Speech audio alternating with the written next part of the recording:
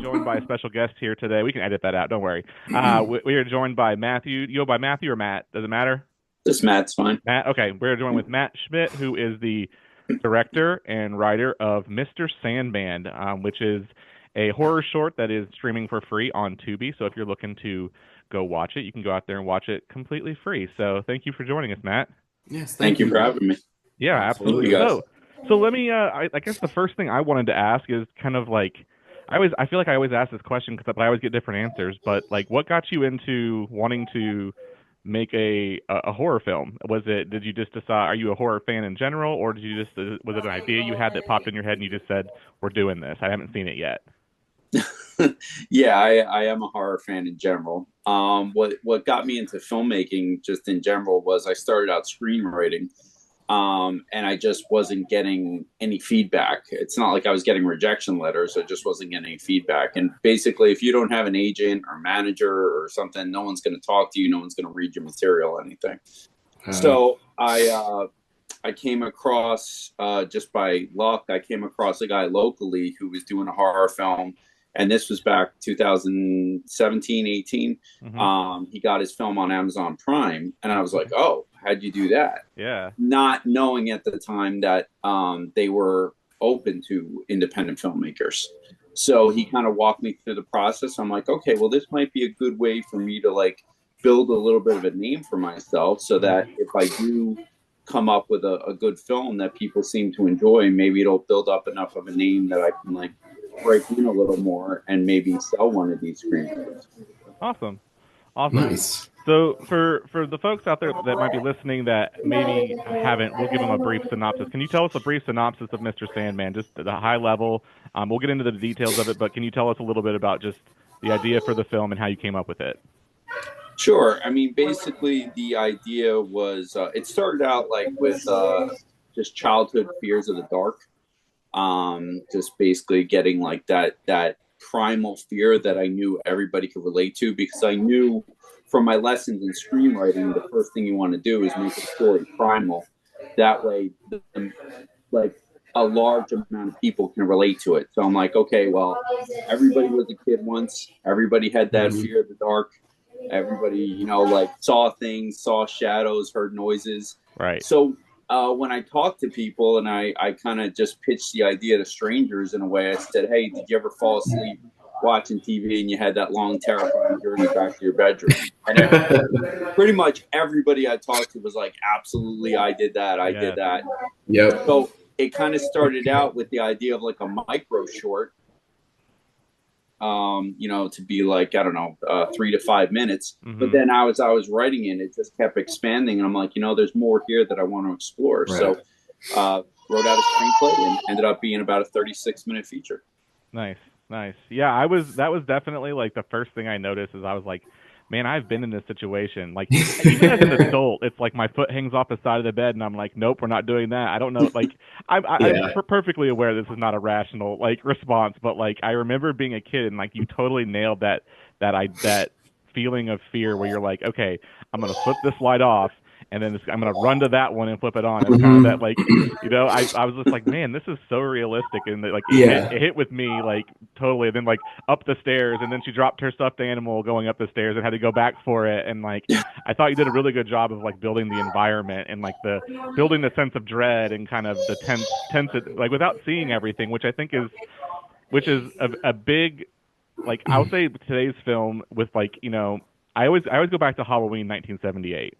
Because I feel like that was the first film that I really remember being like, how much fear they were able to build without you actually seeing anything. Like, just the idea of what's lurking, what might be there. You know what I mean? I feel like now with so much film, and don't get me wrong, I love your Terrifiers and this and that, but like it's all about like we're just going to show you everything, and it's going to be graphic, it's going to be disturbing. But like sometimes I'm like, man, it takes, I think, more storytelling and more building up the characters, the environment, to be able to scare someone without having to show all of that.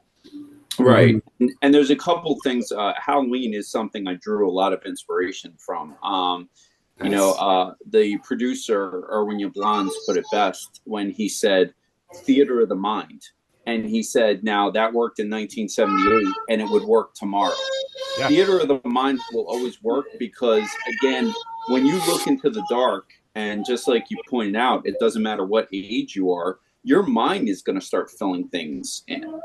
It's going to start seeing things. It's going to start hearing things. So when you build that theater of the mind, there two things happen. One, the audience will start seeing things even if you didn't put it in the film. And number two, you have more of an audience engagement because, like you said, with something that's overly gory where they're just showing you everything, you don't have to think. It's just all presented for you. Right. With a movie like this, you kind of have to engage a little bit.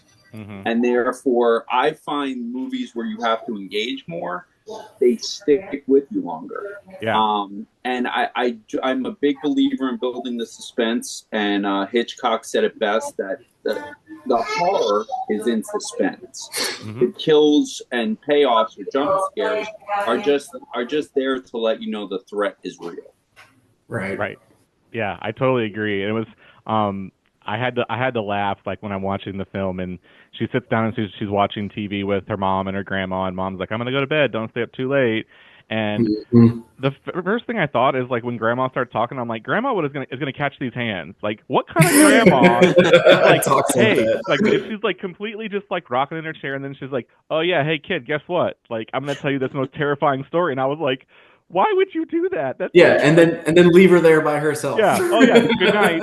Good night. Like I was like, what? Like that was the first thing where I was like, man, grandma. I was like, I started thinking back to my mom, and like my mom does not like scary movies, and I'm like, okay, but then she probably never would have done that. But then I'm talking to like now that I've become a parent and I've listened to my mom and my mother-in-law talk to my daughter, I'm like, sometimes they say things and I'm like, why would you tell her that? Like, so that's what I kind of equate that to, where grandma's just like, whatever, I don't care. I'm just going to tell you this story to try to make you go to bed. But in reality, I'm scaring the bejesus out of you in the interim. But I really loved this scene because she goes to bed and the little girl falls apart. And I had to mention it because I just watched Nosferatu.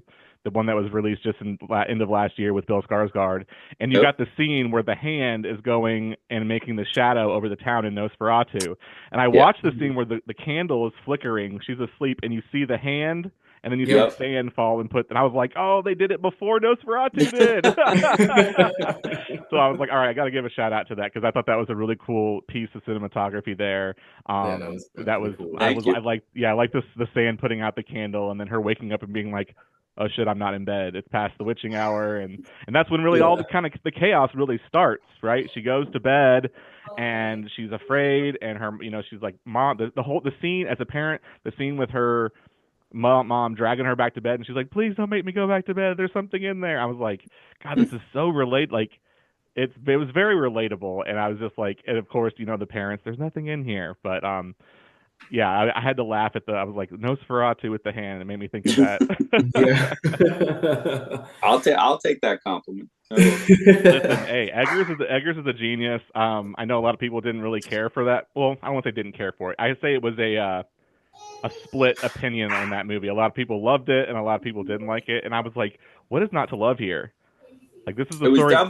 It was definitely beautiful looking. I'll definitely give it that much. Yes, I mean it was a slow burn. And you know what? I like a good slow burn.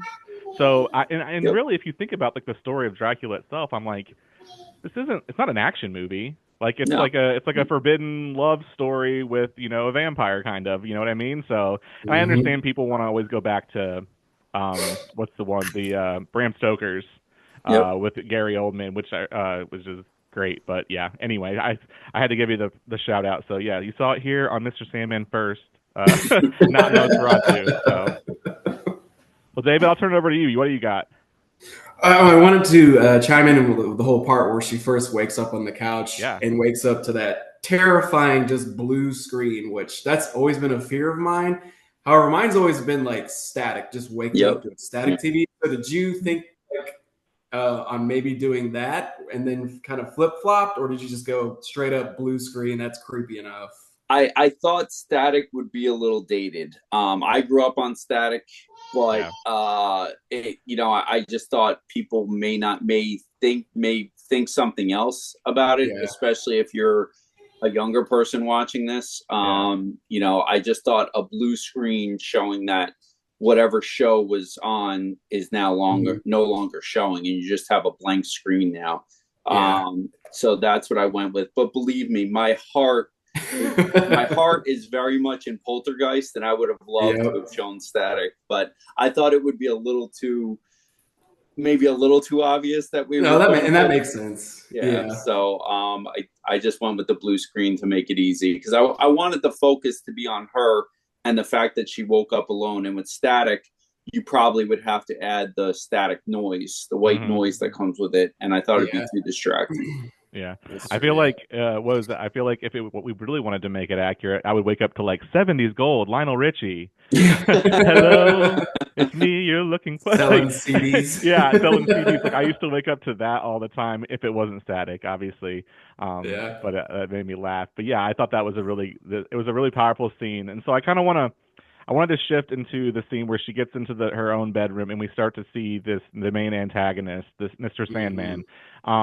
Talk a little bit about the design because I mean it almost kind of looks like it's like a mask, but like kind of like it's kind of an ambiguous. You know, you're not getting a direct look, and it's kind of hidden in the shadows. So can you talk a little bit about the design and what you thought Mr. Sandman looks like? Because I did some research and I was like, you know what, I'm gonna look back at the lore of the Sandman, and there is like kind of two thoughts where it's obviously way back when, you know, the story of kids going to sleep, you wake up and that's like the crust in your eyes from the Sandman and making you dream. But then there's also like another side, which certain cultures, which was a much darker tale, which is kind of what I think we're kind of leaning towards here. So can you talk a little bit about the design and how you kind of came up with the look of that character?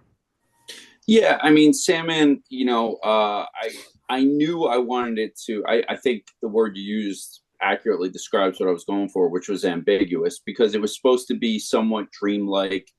I did a very light blur on the face. Initially, it started with just a cloaked figure, like completely in black with nothing there, and I liked it, but I'm like, you know what? I just feel like I just want to add a touch of character to this. So that's why I just added a touch of facial exposure just to give it at least something to look at. Because as much as the black cloak has been done, and it's effective almost every time. Absolutely. I just felt, yeah, we've seen it a thousand times before. I would just like to add just a tinge of different here. So, yeah, we added the mask and, you know, just to give it a little bit of an exposure. And it was just a lot in the end credits. I actually Googled a lot of public domain, like Sandman images, and I put those over the end credits to show like the history of it. Cool. Obviously, we didn't want to go with the friendly version. Obviously, we wanted to go with something creepy. But again, if you keep it ambiguous, and this goes back to like a theater of the mind argument, if you keep it somewhat ambiguous, the audience is going to more put their own fears into it. Much like Michael Myers' mask, it's a completely blank expression. It's not an angry face. It's not a evil smiling face. It's a blank expression, and we put our own fears on Michael Myers. So for me, with something like this, I did want to keep it dreamlike and ambiguous, so you could bring your own fears to the table. Awesome. Yeah, I like that. That's a great idea, and I think that I loved the dream sequences just because we weren't really sure is this real versus what's, you know, the dream sequence. And I really loved the scene with the mother, where the mother lays down in bed with her and she rolls over and the hand kind of is getting pulled off of the bed. And I was like, and then when you see her face, and it almost reminded me with the makeup and the look of like when she was like laughing, it almost reminded me of like Evil Dead, like the Deadites. I was like, I loved the idea of like, so now we've kind of got like this whole dream sequence with not just like Mr. Sandman is not just the character is not only the person that she's worried about, but you've also got what she feels is safe is now being transformed in her dreams, which I really, really like. So I was almost like, man, we're kind of getting almost like these characters from this other world, not just Sandman. So I thought that was a really smart and interesting take that I hadn't seen. So. Yeah. And, you know, I wanted to, you know, I was explaining to my producer, like, hey, you know, when you're sitting there and you're watching Nightmare on Elm Street and you see like the little girls like jumping rope and singing the song and stuff. I said, not everything has to be Freddy. Not everything has to be Mr. Sandman. you just know that Freddy's responsible for those little girls appearing in this girl in whoever's dream it is at that time. Right. You know, I wanted other things to happen. So it's like, yeah, you don't have to always see Mr. Sandman to know he's responsible for what's going on. And I wanted to throw that element in there so that you had other visuals, you know, like the mom, like you know, like the mirror sequence, you know, stuff like that, just to give you an idea of like, okay, he's just generally causing nightmares and causing evil. So. Right. Yeah, I think that's one of my biggest pet peeves. I actually just did a TikTok video on another movie where I watched it and I was like, it was to me it was a blatant ripoff of the Texas Chainsaw Massacre. And you know what? And I even said in my video, and I'll die on this hill. I'm fine, like with the classic films like Halloween, with Texas Chainsaw, The Thing. Like these have made such an impact that it would be dumb not to think that they're going to impact film forever, from here until forever. People are going to watch those and they're going to draw inspiration from it. But what I respect about what you did with the film here is that you drew the inspirations, but you also made it your own. You made it unique enough to where you're not just like, I'm ripping off Freddy Krueger, I'm ripping off Halloween, I'm ripping this off. Like I said, draw the inspirations, but make it your own. Because like I said, it's ignorant to think you're not going to be like, subconsciously I watched Halloween when I was 12 and something stuck with me and I'm putting like an homage to it without blatantly saying here it is. And so I really appreciated that, because I did feel like it was yes, it's a character that comes to in your dreams. Like Freddy Krueger is the first character that comes to mind, but being able to take something that everyone has seen or a lot of people have seen and make it your own, I think is exactly what I was looking for. So I appreciated that. No, and you hit the nail on the head, because you know, I try not to worry about that stuff, because you know, and again, I'm going to quote someone I admire, George Lucas. You know, he made a great statement. He's like, look, everything's been done. Don't worry about that. Everything's been done. So draw inspiration from wherever you want. The key is that not everything's been done by you.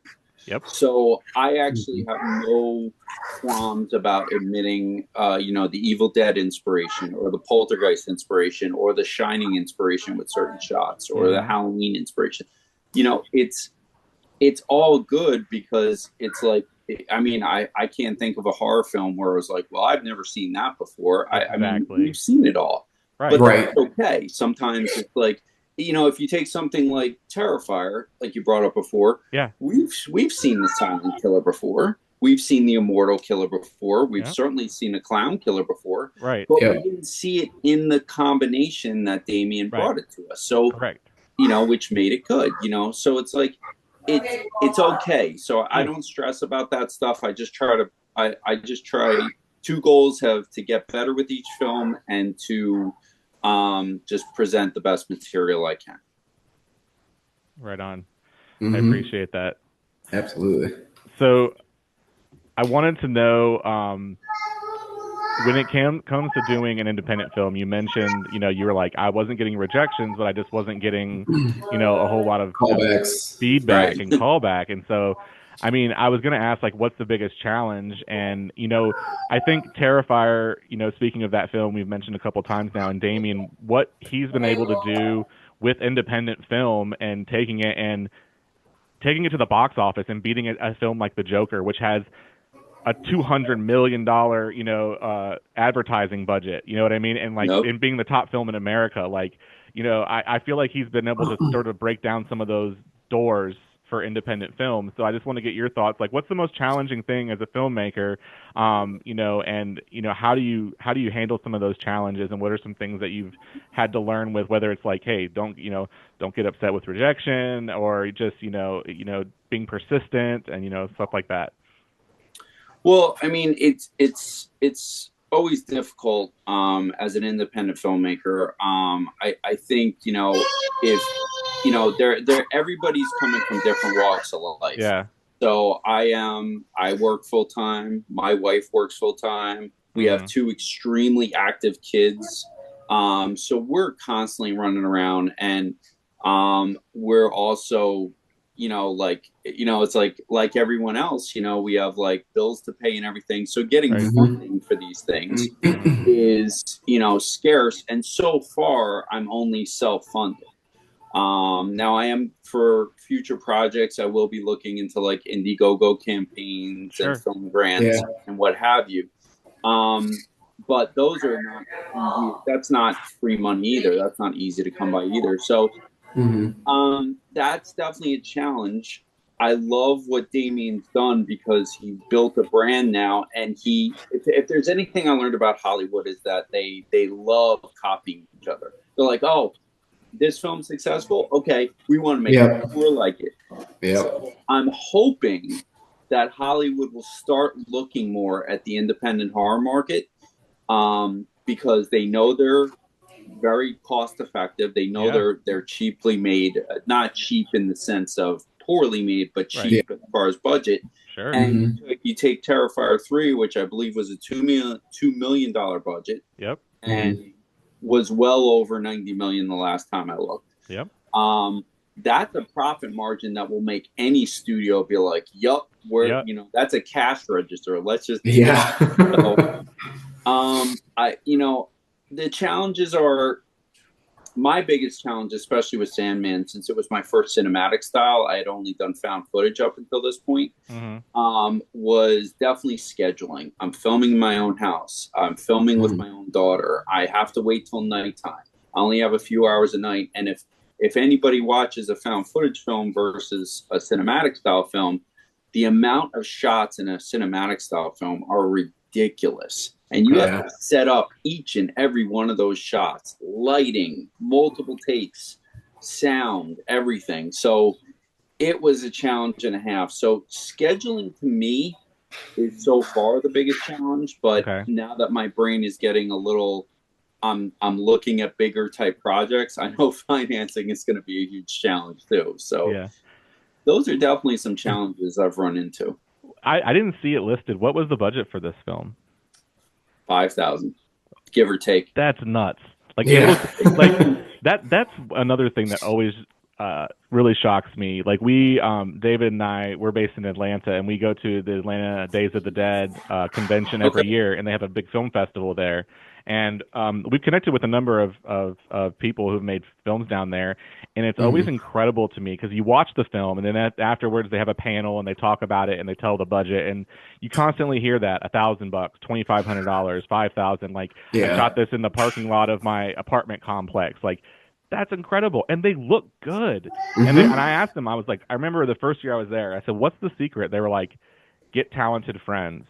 It's like one of my good friends does sound design, another one is lighting, another one is like costuming, and we made all of our own he's like talented friends. He's like, it takes a village, because you do meet people, other independent folks that are like, hey, that's a cool story. You bounce ideas, you find out things like, I might be able to help them here, they can help me here. It becomes a community, which I always think, I'm always impressed. I'm like, $5,000, I can't I bought a couch. It was $5,000. Let alone make a film. You know what I mean? That's insanity to me.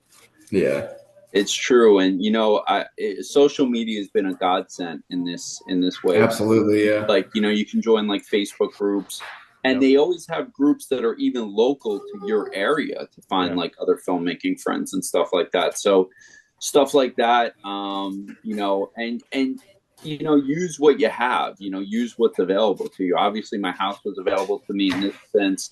The found footage we did just before this was filmed in a hotel that closed down for just the season, off season, I should say.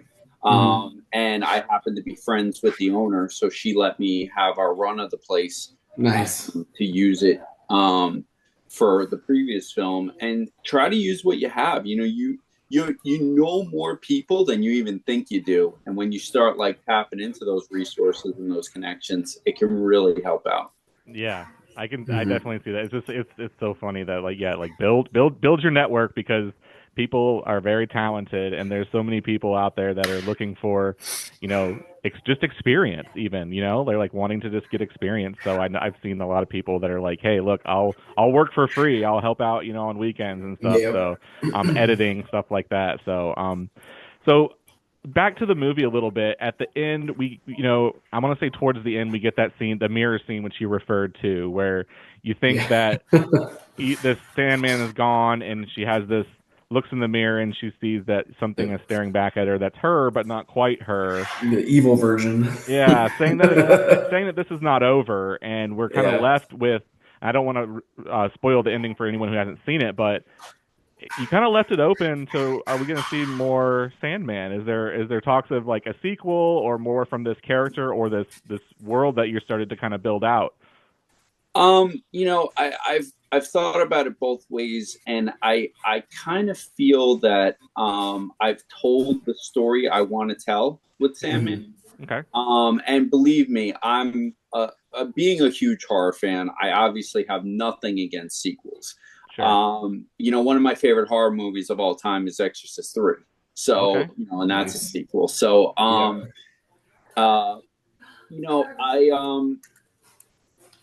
it's just that I think, I didn't set out to make a 36-minute film. I was like, let me just see where this story takes me. And I felt like it was completely told in 36 minutes. I feel that if you expanded this to 90 minutes, or if you turn it into somewhat of a franchise. Now, I could be wrong, but I just feel like the story was told, and I if nothing else, I've accomplished the goal that I wanted to, where at least I'm getting everybody to bring them back to their childhood fears. Yes. I've gotten over and over again. So I know at least I struck that nerve, and that made me very happy. I just feel that, like, maybe, now I'd like to, I have a few ideas in my head, nothing past concept level. But I think I'd like to explore some other stories at this point. Okay, right on. I respect that. I mean, you're right. I feel like for every good sequel, there's probably like 50 bad ones. And I always go back, and I know one of David's favorite films is Halloween '78, and like I think that's so interesting that like Carpenter like never intended that to be like that was it. It was supposed to be one and done. No sequels. And then obviously with the success of Michael Myers, Halloween 2, which I still think is a really great film.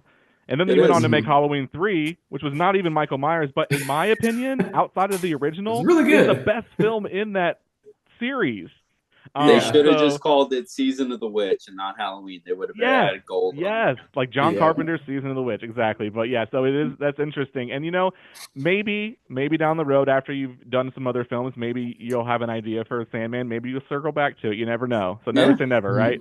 Oh, absolutely, never say never. I mean, listen, if I'm still going at that point, and that means things are going well for me, and I'd be happy to circle back. Or if I don't know, pick your studio, New Line. Does New Line still exist? There's a subsidiary, I'm sure. If one of those came to me tomorrow and just said, New Line still exists. I always get it confused with Dimension, which is out of business. But if New Line came to me tomorrow and said, hey, we love it, we want a feature-length version, I'd be like, where do I sign? I'd be like, there goes my integrity out the window. Sign me up. It would be hard to turn down. We'll say that. It would be, for sure. So, you want this expanded into 120 minutes? You got it. I'll think of something. The grandma speech just got 30 minutes longer. 30-minute grandma speech. Grandma, the villain of the actual villain of the movie. Well, it's my favorite scene, the grandma scene. And it was one of the first things we shot, and I knew then and there, I was like, okay, if nothing else, I'm like, I think we're touching a nerve here. So I'm like, this is good. I'm happy. For sure. Exactly. So what was it like filming with your daughter? Like, I think David mentioned it to me before I was like, I noticed the name, but just because it's the same name doesn't mean. I mean, I was like, okay, and he's like, no, I'm pretty sure that's his daughter. I was like, all right, so my daughter is 8 and she does not listen to a single word that I say. So like, I feel like trying to give her direction and film a scene. I'm like, just curious how that went.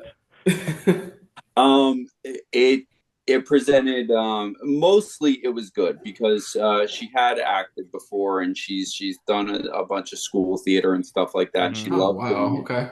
The challenge, like I pointed out earlier, was we're only filming at night. Yeah. So during the winter months, we get that extra hour, but the second daylight savings time kicks in. Now we lose an hour of nighttime. You're also talking about a competitive swimmer. So you're talking school, competitive swimming, and then she has to come and film.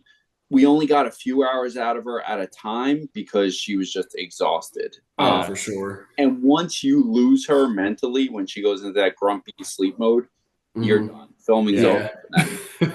And because she's the protagonist and pretty much in almost every frame of the film, it became a challenge. Not only that, but having to tell my wife and my other daughter, you got to be quiet for 3 hours. Keep it down. That didn't work out too well. So this film actually took 3 years to film because of stuff like that. Yeah. And then she actually ended up breaking her arm on an unrelated trampoline accident, which set us back 6 months as well. Right.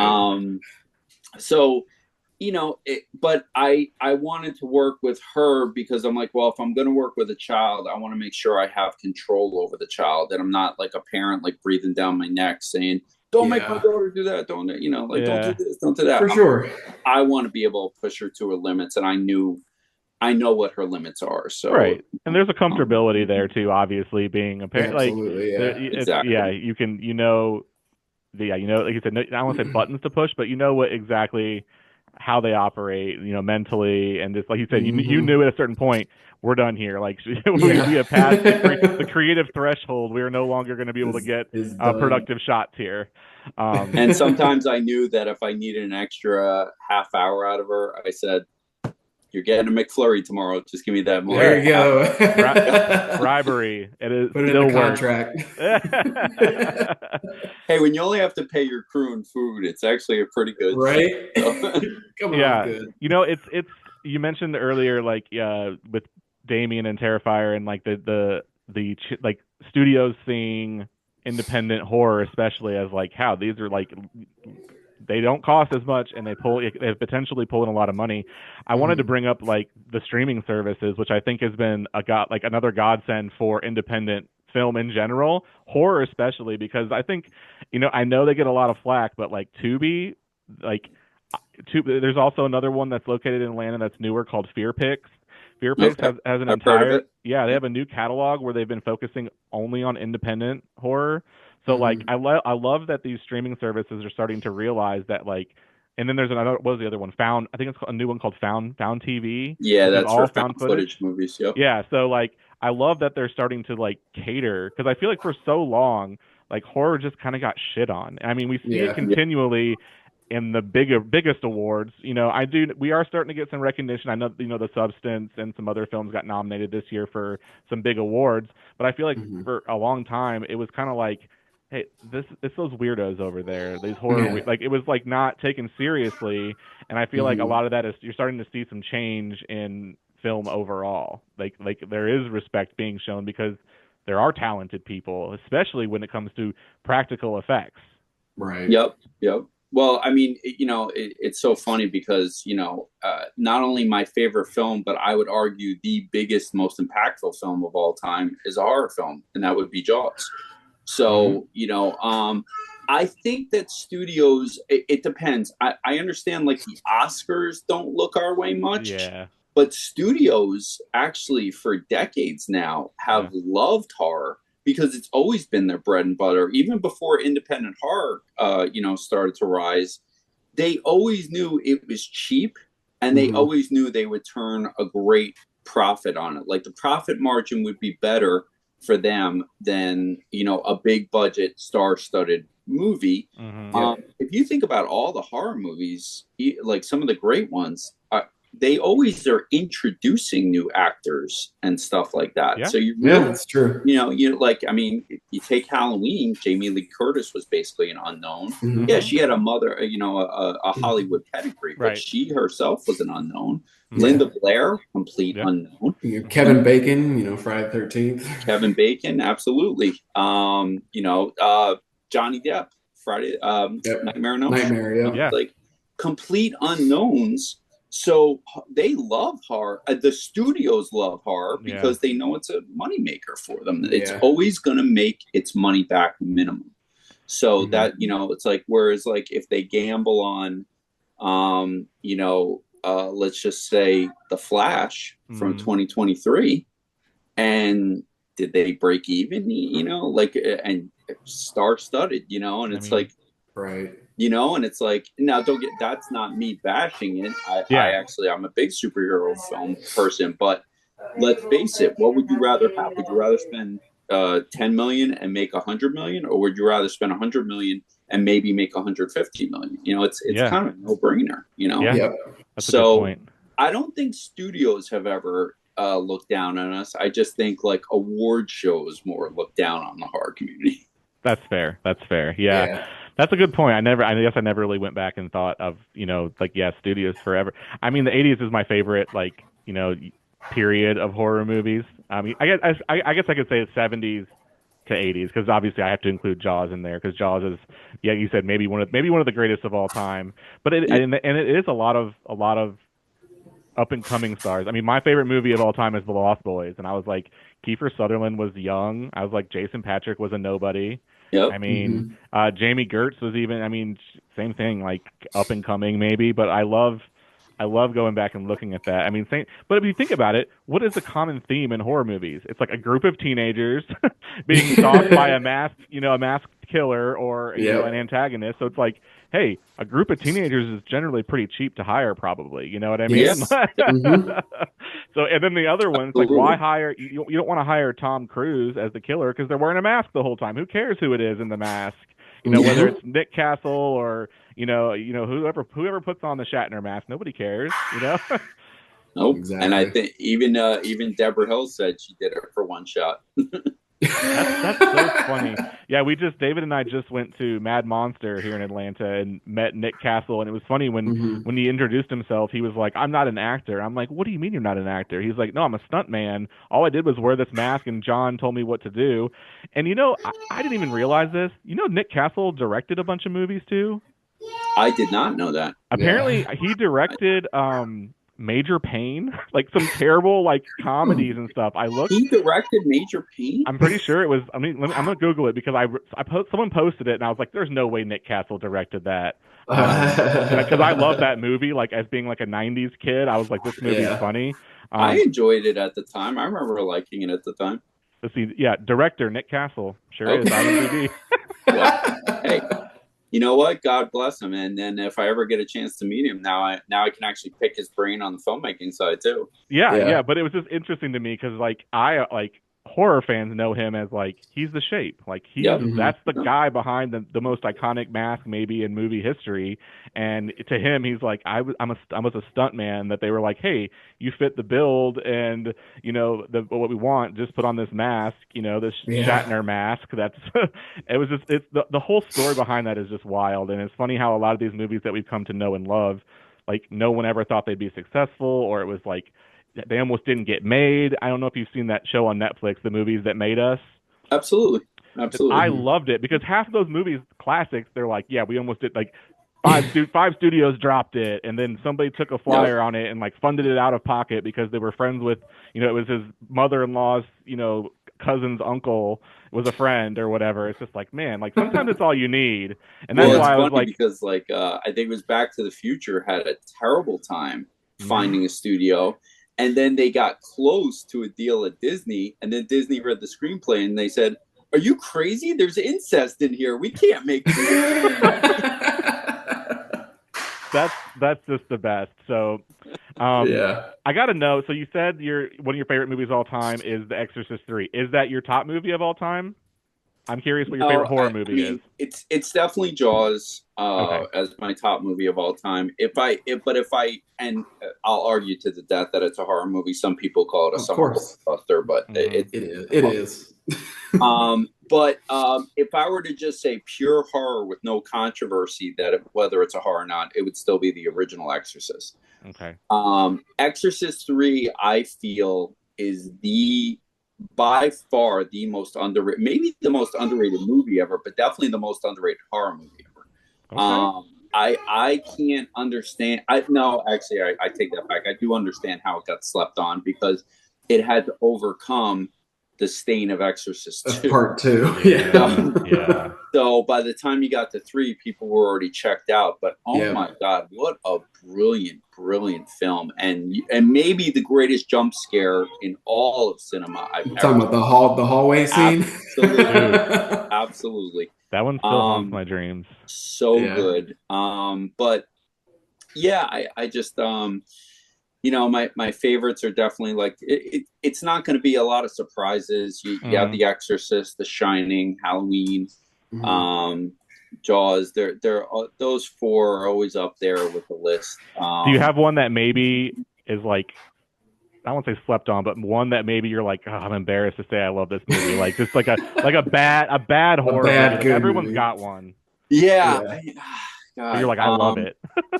Something I enjoyed that a lot of, well, you know what? There's probably a better answer that I have, and I'm just having trouble racking my brain. But I will say this: I always felt that the Blair Witch got a lot of hate, and I understand why. I really do. I can understand when people criticize it. I get it.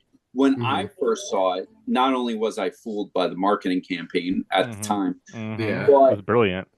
I was like, like some of my friends, we got in an argument about like, I'm like, no, I loved it. I'm like, how could you not love that? I'm like, that we would do something that stupid like that. That's what we would do. Right. So because I could relate to it, I've always enjoyed it because I'm like, yes, I could see me and my friends doing something similar to that. So it just struck a chord with me, but I understand everyone's criticism. I was like, well, nothing happened. You don't see anything, and obviously it's been mocked to no end. But I'm gonna stick up for it just because it struck that initial chord with me. When you can relate to material, it instantly makes it better for you. So I'll stick up for it. I like that movie too. Like, I think that when it comes to found footage, is like that's like kind of the Godfather for me of found footage. Like, I mean, that's the first one I remember being like, wow, this one's like. I did the same thing. I fell for the marketing. Listen, if you're case in point, Longlegs last year. If you do the marketing campaign right, you can draw a lot of people and a lot of intrigue to the movie. And there's been a few movies that have done just a brilliant job with marketing and doing it the right way. And it doesn't mean that they necessarily have to spend like an arm and a leg doing it, with social media and a lot of the clever things they've been able to do. But I like the Blair Witch Project too. The sequel's not so much, but no. I'll tell you the one thing I hate with marketing though, and thankfully everybody has wised up to it, was when they used to put those fake articles out like on social media saying, 9 out of 10 people can't finish watching this. I'm like, stop. Oh God, yeah.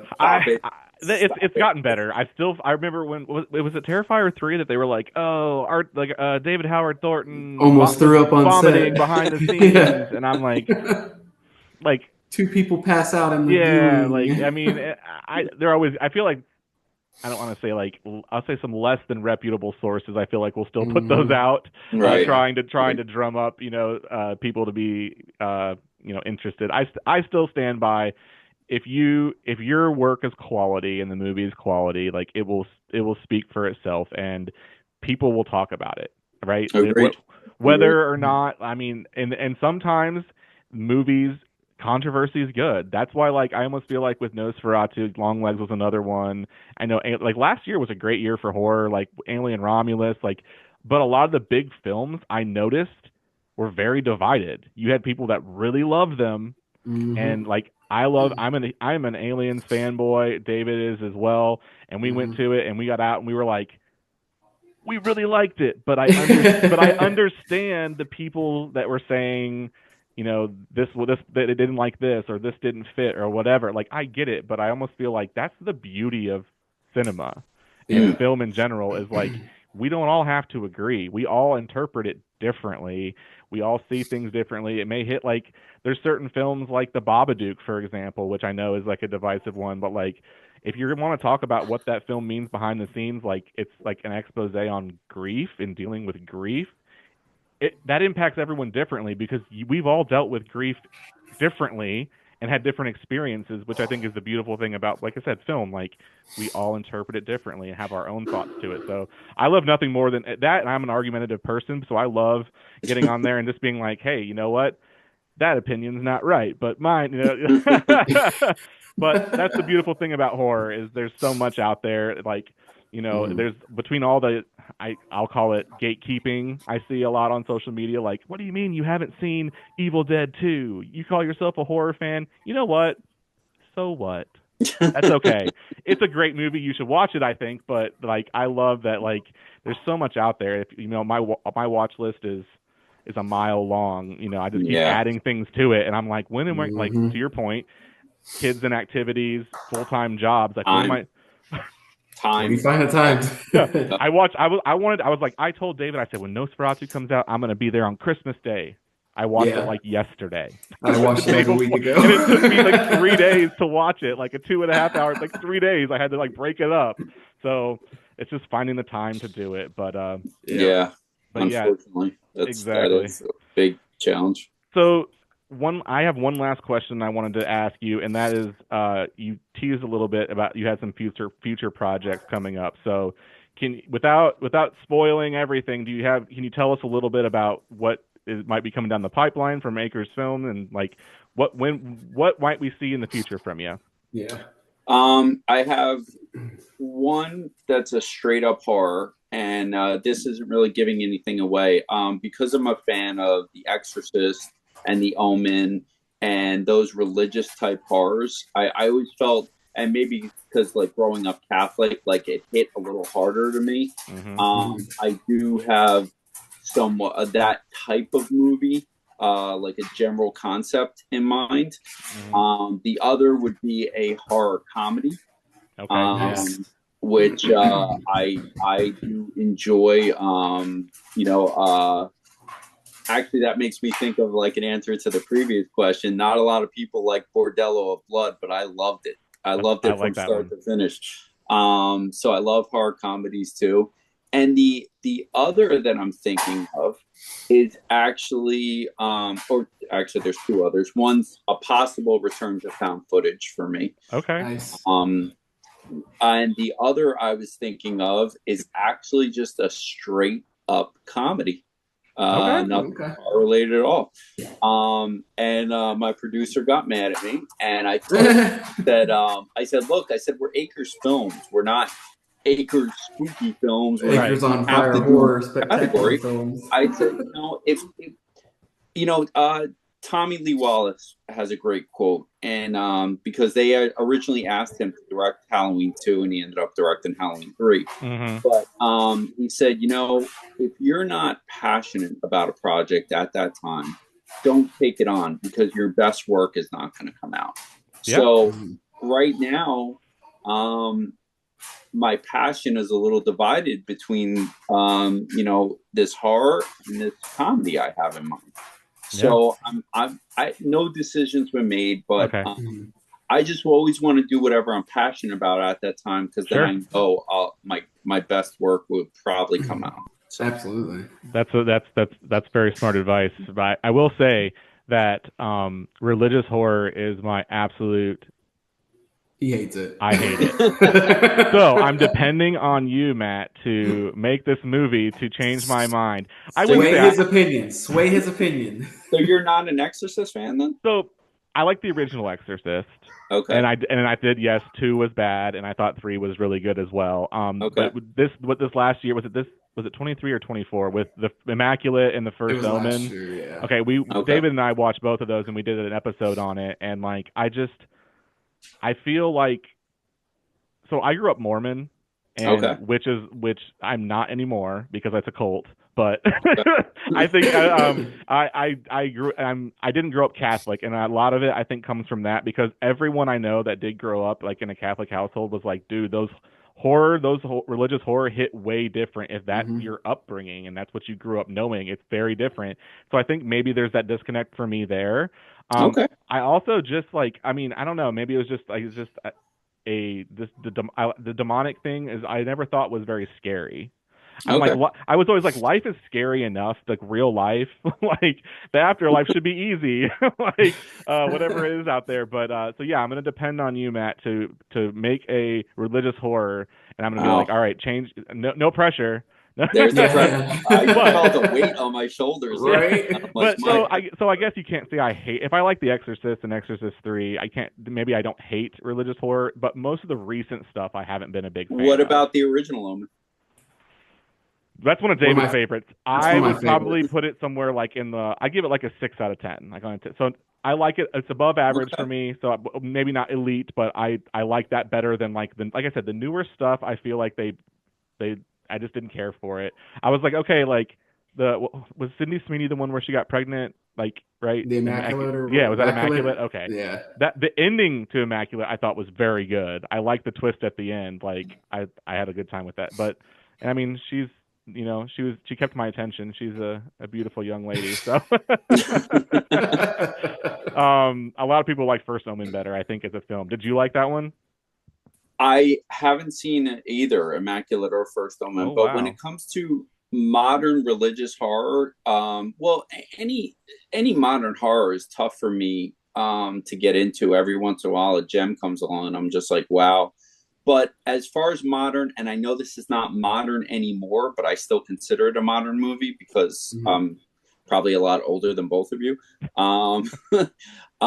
When I saw Devil's Advocate, I was like, wow. I was like, there's a religious horror set in a modern setting that actually really nailed it the way I wanted it to. So that really worked for me too. Yeah. But no, I like that one. It's, you know, again, it comes back to relatability. And if you grew up a certain way and it doesn't hit those same notes that, you know, it hit with me, like growing up, going to Catholic school all the way up until high school when I went public. It just hits me a little different. So, it's your upbringing. It's something that, you know, I guess I can't shake, but, it's still, all movies come down to relatability. And however, I did have a Jewish friend that I watched The Omen with, and he was scared shitless. So nice. Hell yeah. You know, the scariest religious horror that I watched recently was actually, I think it was released last year. I think it's on Tubi for free, called Name the Demon. I've heard about that. Is that a found footage? It is. Okay, that's on my watch list. My watch list. It was that one, like, and I mean, I feel like they made it for like a handful of, like, you know, chips. Like, it was like very, like, I think I read, and it was like a very low budget as well. And I thought it was really, it scared the shit out of me. And I was like, I am not like I said, I'm not like, religious horror doesn't normally scare me, but like the actress who played the possessed woman in that one she did a great job, because, and I mean, maybe I watched it really late at night and it was dark, and I remember it was one of those where I'm like, I'm hearing whisperings of voices, even though I know this is not true. But definitely check out, if you haven't seen that one, if it's on your watch list, Name the Demon is definitely a good one. So good to know. To know. Well, that's all that I had. That's all the questions I had. David, did you have anything else? I mean, I just wanted to say, fantastic job. Your daughter did a fantastic job. Oh, thank you. I watched it with my wife last night. I really enjoyed it. It brought back a lot of memories as a child. For sure. Good. Mission accomplished. Yes, mission accomplished. So if you guys don't mind, I do have a question for you that I like to ask everyone. If each of you could tell me your favorite scene of Sandman and why. Go ahead, David. I'll let you go first. Okay. So mine was I think it was when her mom was possessed. and like started kind of dragging her down because it went with the whole like put your feet back under the covers. That instantly unlocked something of me when I was a kid, where I was always like that. Like feet couldn't be out of the covers. I always thought the green guy is gonna get me. That was just something that scared me, and like every so often it would pop in my head, and I'd have a terrible nightmare. A few times I actually woke up underneath my bed after having those nightmares because like I'd feel like it'd be pulling me all the way under the bed and getting me, and I would wake up under the bed. So that's what I thought of from that scene. So that was my favorite scene just because it triggered that for me. Yeah. Very cool. Very cool. And I think for me, it was the scene where she was flipping the lights and running, and she went up the stairs and she dropped the bunny. Mm-hmm. And that hit for me. So when I grew up, I had remember the Land Before Time, Littlefoot? I had the Pizza Hut puppet. Yeah, I had a stuffed animal. It was like a plush, a big plush. Yeah. And I remember multiple times him going over the bed, and I'm like, well, you're going to be down there till morning. Sorry, guy. Like, I was like, I'm not going to get out of this bed because the light switch is over there, and we're all on our own for tonight. So, I think you, like I said, I'll echo David. I think you did a great job, and the ability to have all of us grown adults kind of going back in time in our minds and like remembering this stuff. I mean, that's exactly what you were going for. So you absolutely nailed it. Fantastic. Thank you. Well, we really appreciate you joining us, Matt, and talking about Mr. Sandman. Like I said, it is streaming on Tubi. Is it on Amazon and other platforms as well? It is on Amazon, and it is on YouTube. The only thing about the Tubi version, if you're a movie not like me and you like special features, after the credits, there is like 10 minutes of interviews. Yeah, I caught that. Yeah. Okay, cool. And you want to tell everybody where they can find you at, like on social media? Yep. I am on YouTube under Acres Films, Instagram Acres Films, Facebook Acres Films, TikTok, X, and I guess last but not least, the newer version, the Slasher app, which is a horror social media platform. Ooh, what's that? I'm gonna make a note of that. Relatively new. That's new to me. Yeah. It's been around for I've known about it for about 2 years now. Okay. So it's called the Slasher app, and it's social media strictly for horror fans. Oh, cool. Well, I learned something new. I'm going to have to go check that one out. Yeah. So, well, once again, thank you for joining us, talking about the film. We look forward to other projects from you. And we appreciate you coming and talking about the film and just chatting horror with us. Absolutely. It's been an absolute blast. All right. Have a good evening. We'll talk to you soon. You too. All right. Bye-bye. Bye.